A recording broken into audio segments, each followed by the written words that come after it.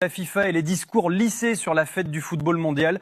Aujourd'hui, on ne va pas parler de schéma tactique ou de génie du ballon rond. On plonge directement dans les coulisses sombres d'un fiasco historique. Soyons totalement transparents, la famille. Ce qui se passe sous nos yeux sur le sol américain n'est pas une organisation sportive. C'est un règlement de compte à ciel ouvert. Une véritable boucherie institutionnelle. Avant même que le premier grand choc ne vienne illuminer le rectangle vert, le verdict est déjà implacable. Sur le plan de l'organisation et du respect humain, nous assistons à la pire Coupe du Monde de l'histoire moderne. Un grand foutoir généralisé où la dignité des sélections est piétinée au nom d'une paranoïa sécuritaire. Quand on s'éloigne du terrain, le constat est dramatique et il y a des vérités qui doivent être dites avec force. Les frères ouvrez grand les yeux. Ceux qui passent leur vie à cracher sur les organisations du football africain, ceux qui hurlaient au boycott de l'édition au Qatar pour quelques bières interdites en tribune, où êtes-vous aujourd'hui ? On ne vous entend plus. Le silence est assourdissant. Pourtant, ce que subissent certaines sélections dépasse absolument tout ce que l'on pouvait imaginer dans le pire des cauchemars. C'est un carnage moral. Regardez ce qu'a subi l'équipe nationale du Sénégal dès son arrivée. Des joueurs internationaux professionnels, des stars mondiales connues sur toute la planète, qui se font bloquer et contrôler de manière agressive sur le tarmac même de l'aéroport. Un contrôle poussé, humiliant, où on les oblige à vider leurs valises comme de vulgaires suspects, comme s'ils avaient volé quelque chose. On parle d'athlètes de haut niveau, focalisés sur la plus grande compétition de leur vie, traités comme des misérables. Même traitement honteux pour les joueurs de l'Ouzbékistan, interceptés à la sortie de leur car et fouillés sur place, comme s'ils transportaient des produits illégaux dans leur sac. Est-ce que vous pensez une seule seconde que les joueurs de l'équipe de France, d'Allemagne ou d'Angleterre subissent ce genre d'humiliation sur le tarmac américain ?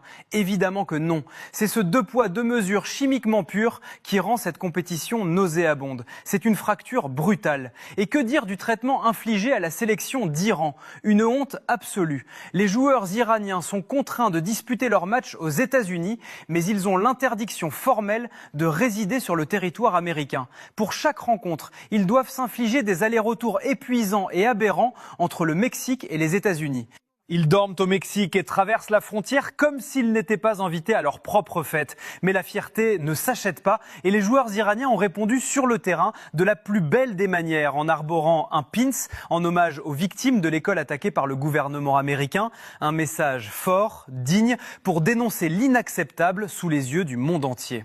Pendant ce temps, à quelques heures du coup d'envoi, les billets des supporters iraniens ont été purement et simplement annulés sans aucune raison valable. Des gens qui ont payé leur vol, réservé leurs hôtels, ruinés par une décision arbitraire. Si le but était d'exclure ces nations, il fallait le faire dès le départ au lieu de orchestrer ce sabotage en règle. Nous sommes face à une gestion catastrophique qui discrimine ouvertement les Africains et les Arabes et l'indignation du monde du football doit cesser d'être à géométrie variable. La famille, si vous pensiez que les humiliations sur le tarmac des aéroports étaient le sommet de cet enfer organisationnel, accrochez-vous bien, là on franchit un cap gravissime. On quitte la simple incompétence logistique pour entrer dans le traitement discriminatoire pur et dur, validé par le silence complice des plus hautes instances. Prenez le cas de l'arbitrage. Un homme incarne à lui seul ce naufrage institutionnel, le Somalien Omar Abdoukadir Artan. On ne parle pas de n'importe qui les frères, on parle du meilleur arbitre africain de l'année 2025. Un officiel d'élite respecté, l'un des rares sifflets totalement potables et incontestables du continent africain.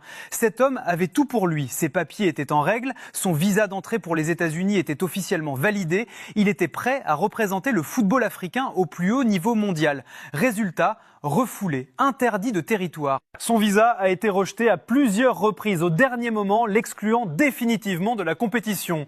Pourquoi ? Uniquement parce qu'il a le malheur de porter un passeport somalien. C'est un scandale absolu. Et pendant ce temps-là, que fait la CAF ? Rien. Silence radio. La Confédération africaine de football est incapable de faire valoir les droits de ses propres officiels. On sait pertinemment que ce n'est pas la petite fédération de la Somalie qui possède le poids politique pour faire plier l'administration américaine. Mais voir la CAF et la FIFA s'écraser complètement face à de tels manquements, c'est insupportable.